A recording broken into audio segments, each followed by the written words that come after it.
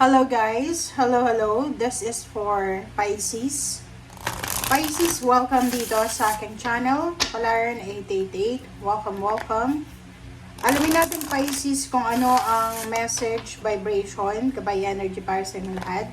So, ito ay para sa unexpected, the unexpected. Kung ano ba yung hindi inaasahan na pwedeng mangyari ngayong buwan ng August, September para sa lahat ng mga Pisces. Okay.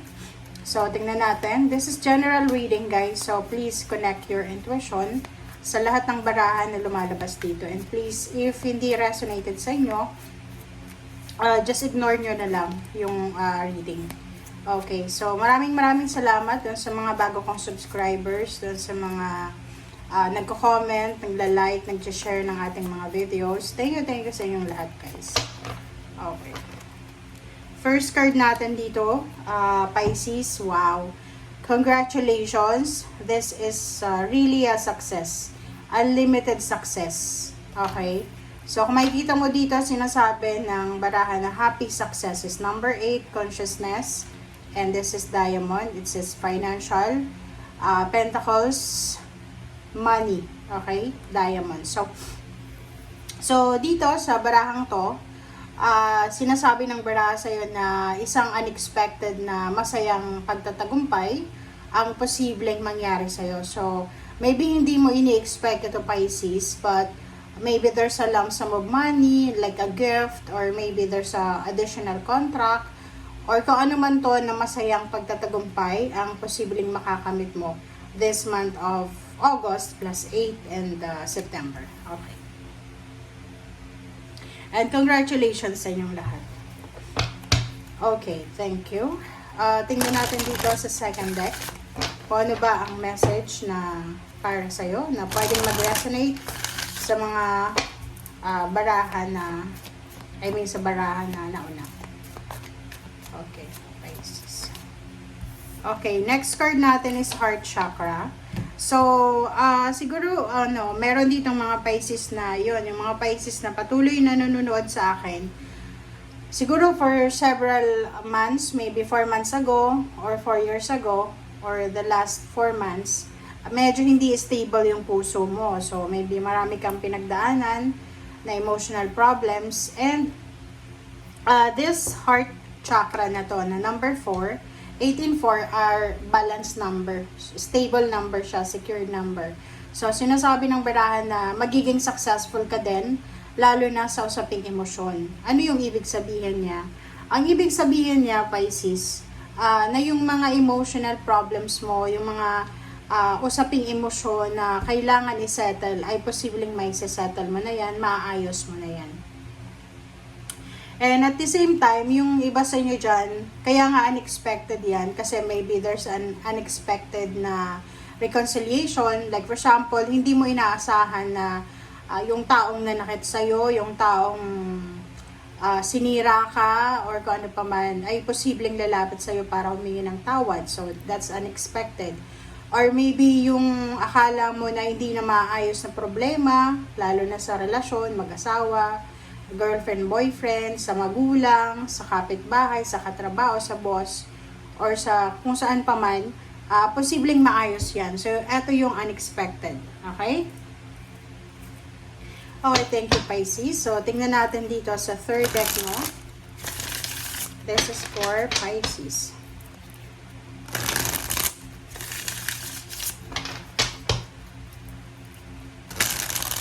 Unexpected.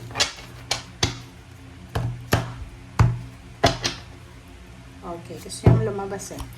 Okay, the Empress, number 3. So, mga unexpected yung hinahanap natin dito. So, possible na isang unexpected na new beginnings nga. So, maybe there's unexpected business idea, unexpected travel, unexpected relationship, unexpected na like pregnancy, unexpected na yun, baby, relationship, or kung ano pa man siya, na posibleng magdadala sa'yo ng peace and harmony. Okay. Okay, 5 of Cups. Yun. So, nakikita ko sa'yo dito na yun, meron Meron talaga. So, at yun na nga, yung unexpected sa'yo for the month of August and September is yung mga taong gumawa or nakagawa sa'yo ng hindi maganda.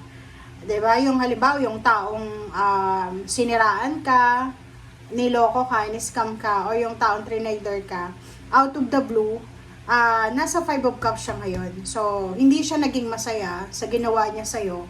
So, wala siyang choice kundi lumapit ulit sa'yo para humingi ng tawad, para bumalik sa'yo eh. Kasi, etong 5 of Cups, maraming realization to guys. Ang 5 of Cups kasi is parang, wasted energy, parang spilled milk, 'di ba? Yung parang nasayang.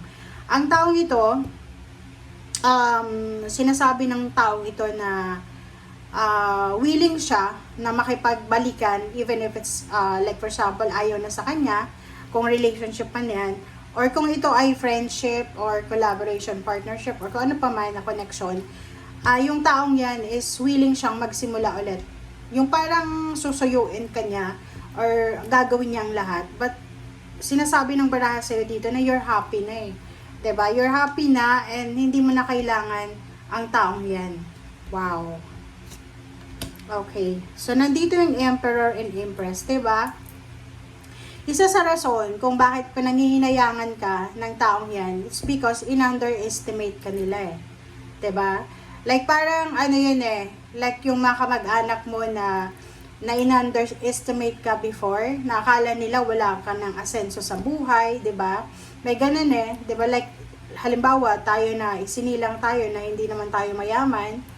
May mga kamag-anak tayo na nung bata tayo, sobrang yaman nila, 'di ba? Na parang ako based on my experience ganun eh. So like for example,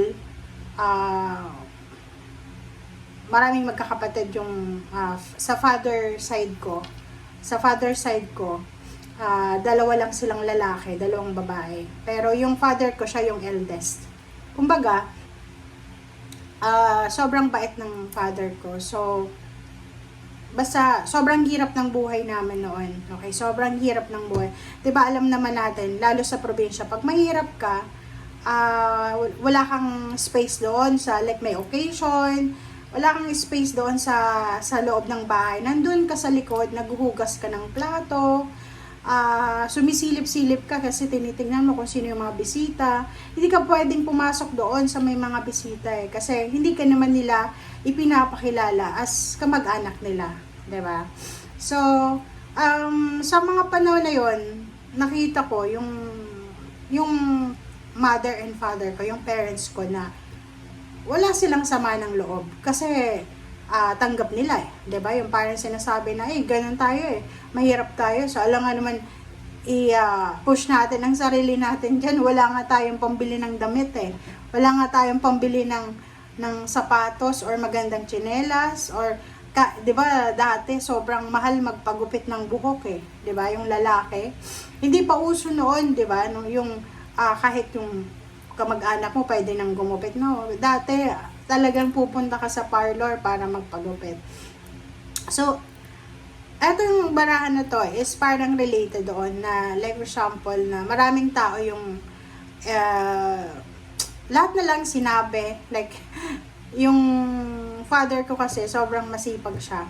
Masipag siya, mabait, and then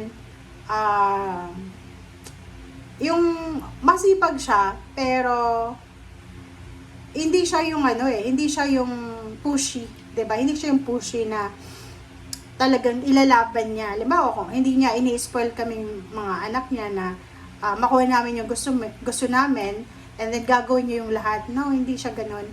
Ang gagawin niya is ibibigay niya lang yung sapat. So, sa mga damit ganoon, yun yung pinaka problema niya, yung damit. Kasi yung damit namin paulit-ulit yon, 'di ba? Nang elementary ako, hindi pa uso yung uniform. Yung iba, yung mga klasiko na mayaman, may uniform. Pero kami, yung parang lang, nakapambahay lang. 'Di ba? Naka-shorts, naka-t-shirt. Pero malinis. Kasi yung mother ko ay sobrang magaling siya maglinis. As in, magaling siya maglaba, ganyan, ganito, magplancha. And, yun nga, fast forward tayo. Mayaman na mayaman yun. Yung mga kamag-anak namin. As in, yung kapatid ng tatay ko, ng father ko, mga kapatid nila, as in, sobrang may sari-sari store, may mga babuyan, mayroong mga, anong tawag doon? Yung mga farm, parang ganon. Diba? Meron silang mga farm ng anong tawag doon? Palay. Like for example, ganyan palay. Basta may farm sila. Tapos yung isa naman, nakapag-asawa ng engineer. Yung yung tatay ko, nakapag-asawa siya ng nanay. Napangasawa yung nanay ko, bata pa sila, nag-asawa, parang gano'n. So, paulit-ulit yung damit namin. So, yung mga tiyahin ko, as in kapatid ng tatay ko, sinasabi sa amin na palagi na lang daw yung damit namin, tapos yung parang kinakahiya kami, parang gano'n. But okay lang yun sa amin kasi yung father ko sobrang bait niya, sobrang bait niya.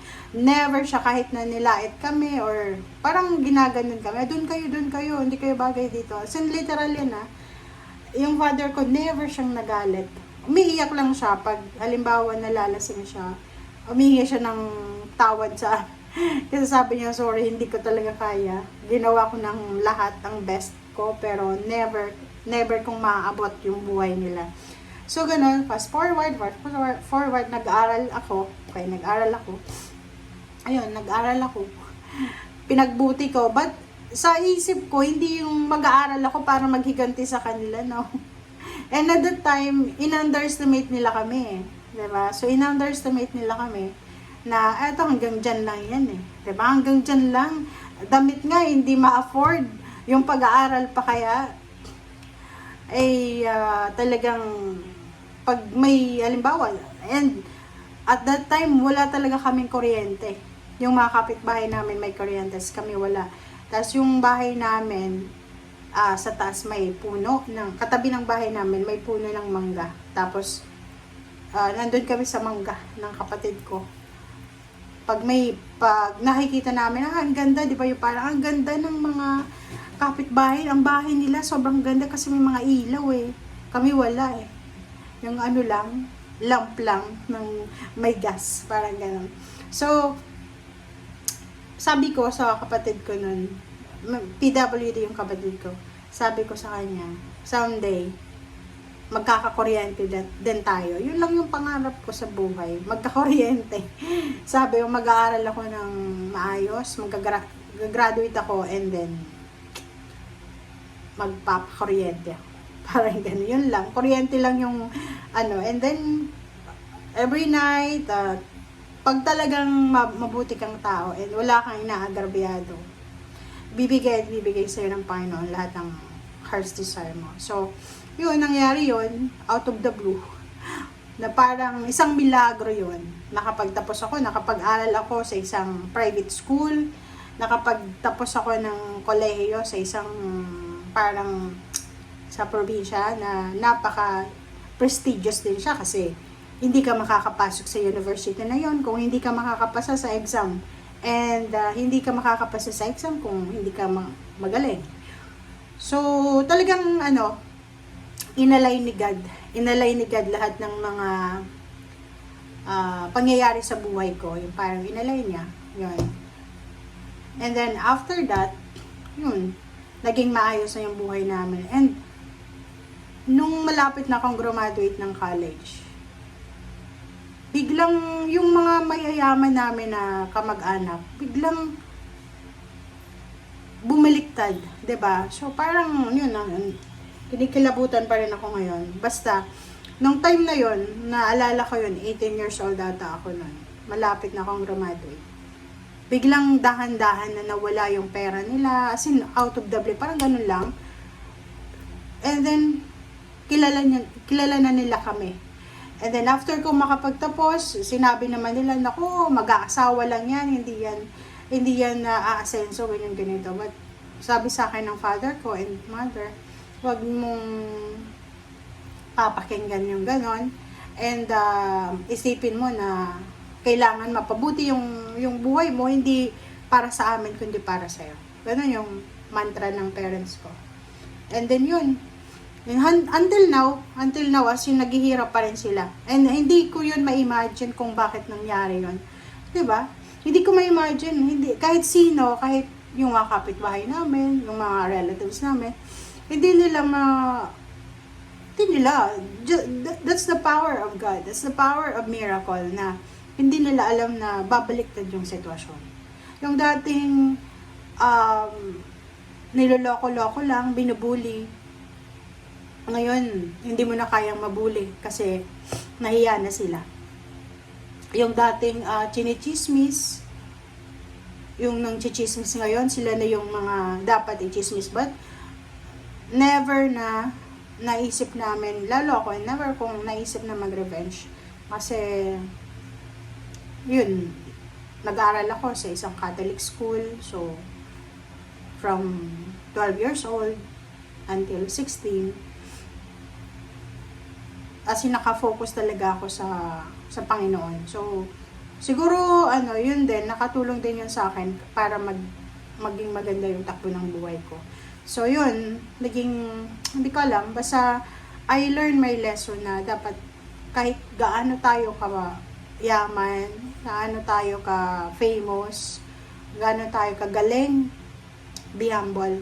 Kasi, pag hindi tayo maging humble, God will intervene, diba? Siya mismo yung magbibigay ng rason para maging humble tayo.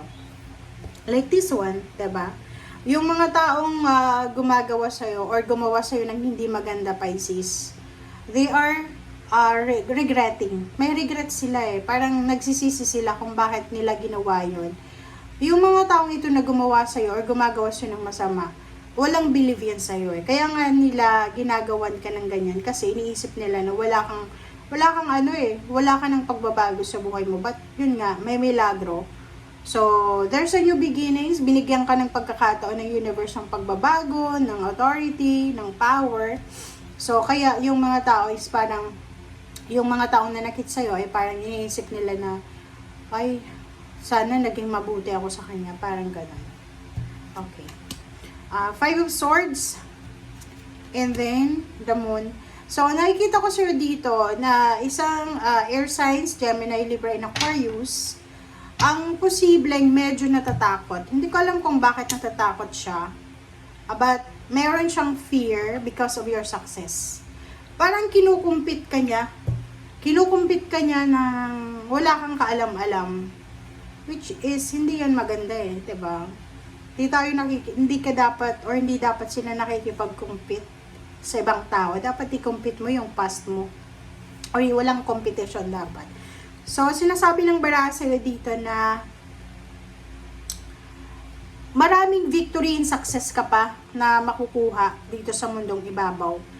And yun yung kinakatakutan ng mga tao sa paligid mo. Yung parang halimbawa, may mga tao sa paligid mo na nare-realize nila, lalo yung mga gumawa ng masama laban sa'yo, nare-realize nila na wala silang laban eh, Five of Swords sa'yo. Parang naisip nila na sobra-sobra kang mahal ng Panginoon. So, i-give up na lang nila siguro yung pride nila, makikipagbati sa'yo, kasi natatakot sila na baka balikan sila ng karma. Kasi the more na binabackstab ka nila, the more na niloloko ka nila, or the more na sinisira ka nila, the more na yumayaman ka, or nagiging matagumpay ka, or kung ano man to, na nagiging ganda ng buhay mo. Okay? Yung Six of Wands, sinasabi ng barahan na there's an incoming victory and success. Like salary increase, higher position, ano pa ba? Travel. There's a good news na pwedeng matanggap mo, na pwedeng magdala sa'yo ng sobra-sobrang kaligayahan.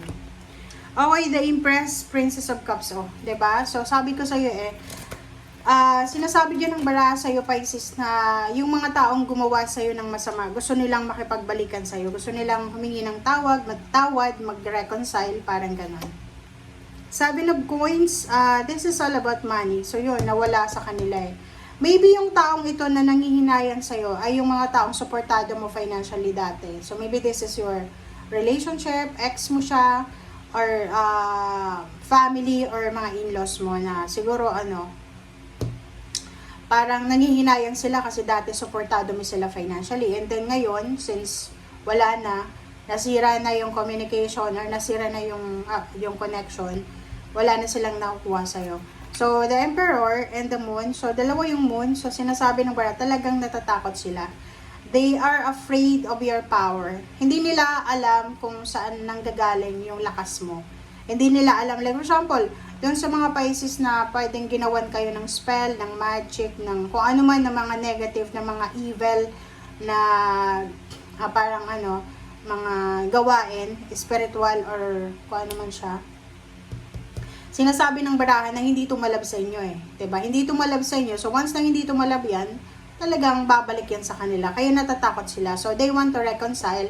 They want to parang reverse the parang ganun eh, 'di ba? Pag may ginawa tayong masama, talagang magigilty ka. Yung guilt feeling nila yun eh, na parang iniisip nila na alam nila na nakagawa sila ng masama sa'yo. Natatakot sila na baka bumalik sa kanila yung ginawa nila sa'yo. Five of Swords, diba? Princess of Wands. Sinasabi ng bara sa'yo dito na talagang merong tao sa paligid mo na i-give up nila kung ano yung mga dapat i-give up because hindi nila kaya. Okay. So, yun. Dalawa yung Empress, ganun pa. So, congratulations sa'yo. Sa ilalim mo, the world. So, sinasabi ng bara sa'yo na congratulations sa lahat ng Pisces kasi simula ngayong August, September until next years, especially next year guys, 2026, yung mga Pisces, sobra kayong magiging financially stable and secured kasi explain natin yan sa mga susunod na reading natin. So, yung the Empress dito tsaka the Empress doon, sinasabi ng barahan na kung ano man tong ginagawa mo sa ngayon, Pisces, kung ano man yan ang pinagkakaabalahan mo, yan ang magdadala sa'yo ng victory and success. So, wag mong sayangin yung oras mo, yung panahon mo. So, just continue kung ano lang yung ginagawa natin, okay? Wag ka nang magbigay ng energy, ng focus sa mga toxicity na yan. Kasi hindi yan makakatulong sa'yo, lalo na sa trabaho mo, sa pera mo. So, bahala sila. The more na laitin ka nila, i-criticize, i-backstab, or the more na masamain nila yung actions mo, the more na mamalasin sila. Okay? Thank you for watching. Bye!